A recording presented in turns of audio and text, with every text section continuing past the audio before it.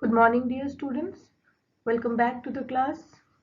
Today we will start rate of change of motion.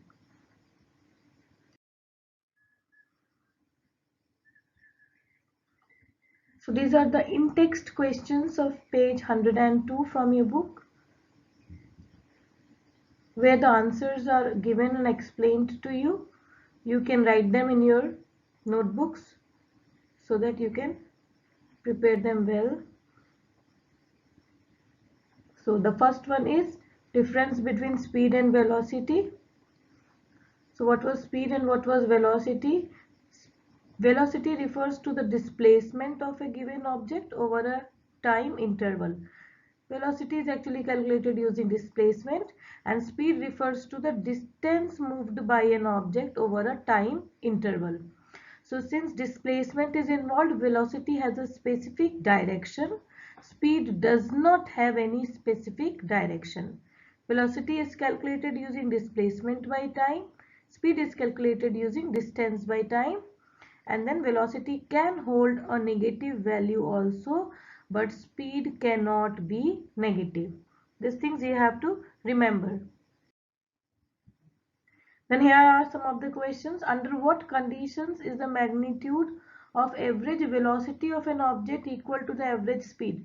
When are the velocity and object going to velocity and speed are going to be same? When the displacement and distance are equal. So you can read the answer. Will be the same when the total distance traveled is equal to the total displacement. What does the odometer of an automobile measure? It measures the total distance traveled. What does the path of an object look like when it is in uniform motion? Uniform motion, it will give a straight line. Okay, during an experiment, a signal from a spaceship reached the ground station in how much time? 5 minutes. What does the distance of the spaceship from the ground station and signal travel at the speed of 3 into 10 to the power 8 meter per second, that is with the speed of light. So speed is given to you and time is given to you. You have to find D. So now here distance, using the formula, distance is equal to speed into time. Speed is 3 into 10 to the power 8 into time is 300 meter. How we are getting 300 meter? Time is given in minutes, and those minutes you have to change to seconds. So 5 into 60 will be 300 seconds, and multiplying them you'll get the answer as 900 into 10 to the power 8 meter, which will be further written in scientific notation as 9 into 10 to the power 10 meters. That is the distance traveled. Now, starting our today's topic, rate of change of velocity. During a uniform motion of an object along a straight line, the velocity remains constant with time. When the motion is uniform, then velocity is also constant because it is covering a particular distance in particular time. And in this case, the change in velocity of object for any time interval is zero. Means if the object is traveling with a uniform motion, then what is happening? Its velocity is zero. In non-uniform motion, velocity varies with time.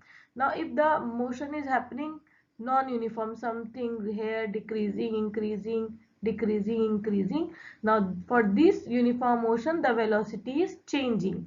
Okay, so then it has different values at different instants and at different points of the path. Thus, the change in velocity of the object during any time interval is not zero. Not zero for non-uniform motion. Uniform motion and non-uniform motion are already discussed. You can just turn the pages to see what were they. So to answer these kind of questions, we introduce another term. The term for the day today is acceleration. Okay, so acceleration is calculated by change in velocity by time taken. That's how we are using the formula here. A is equal to V minus U by T, where A is your acceleration, U is your initial velocity, F is your final velocity, and T is the time. U is your initial velocity. So now let us see one example. Starting from a stationary position, Rahul pedals his bicycle to attain a velocity of 6 meters per second in 30 seconds. Let us say this is Rahul and he is cycling. Then his initial velocity u was 0 here. Okay, earlier at the starting point he is with a velocity of 0 meter per second. Then he pedals and he takes the velocity to now his final velocity after cycling till point, let us say B, is 6 meter per second, and this much velocity he attained in how much time? Time is 30 seconds. This is the first case. And then he applies brakes such that the velocity of the bicycle comes down to 4. So it was from 0 he attained a velocity of 6 meter per second, and then he start pedaling slow and his velocity came down to 4 meter per second. Okay, this way you also drive now. Sometimes you increase the speed and sometimes you decrease, sorry, the velocity of the vehicle you are driving. So for both the cases you have to calculate the acceleration of the bicycle. So here we have two cases actually. The first is when he is going from 0 to 6, and the next case is when he is coming from 6 to 4. For both the cases we have to find the acceleration.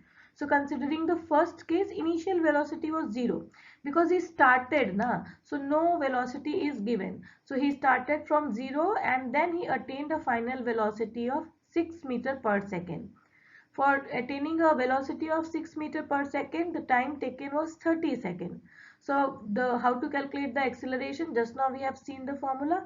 Acceleration is equal to v minus u by t.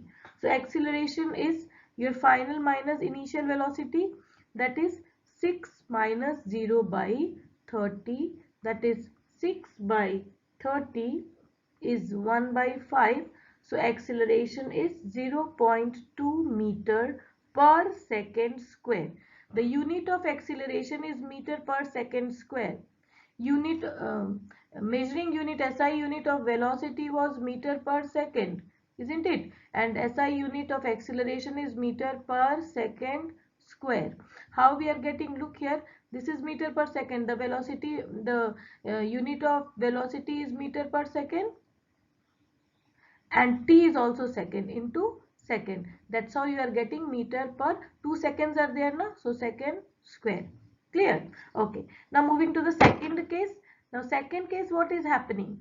The initial velocity was 6 meter per second. He was driving with a speed of 6 meter per second, and then he came down to final velocity, that is 4 meter per second in time 5 seconds. So what is the acceleration here? Now acceleration here will be 4 minus 6, that is v minus u, by t is how much? 5. So that is minus 2 by 5, that is minus 0.4 meter per second square. So you can see at one instant the acceleration is positive and other instant the acceleration is negative. Okay, now this negative acceleration is known as deceleration. Wherever the word deceleration comes, understand that it is decreasing with the given time. There the acceleration will have a negative value, and when you means from a lesser speed, from a lesser velocity, when you travel to the higher velocity, then what? Then acceleration is happening, and when from the higher velocity you are traveling to the lower velocity, deceleration is happening. Okay. So that was all for today. We studied a new term, that was acceleration.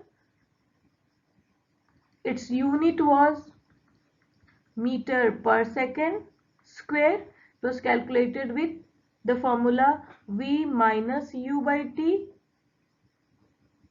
and negative acceleration is known as deceleration.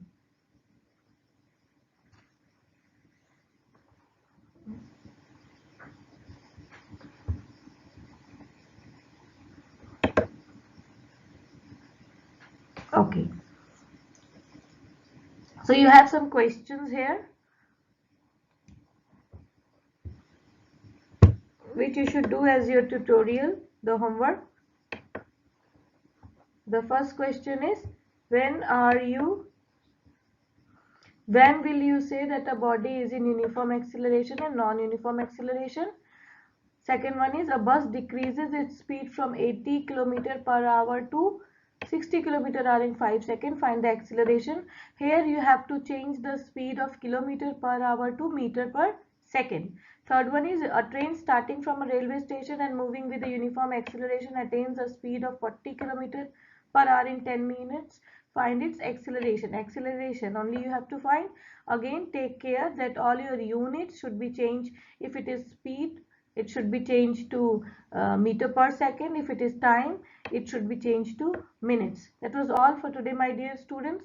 Do the homeworks carefully and neatly in your notebooks and take very good care of yourself. Thank you. Have a nice day.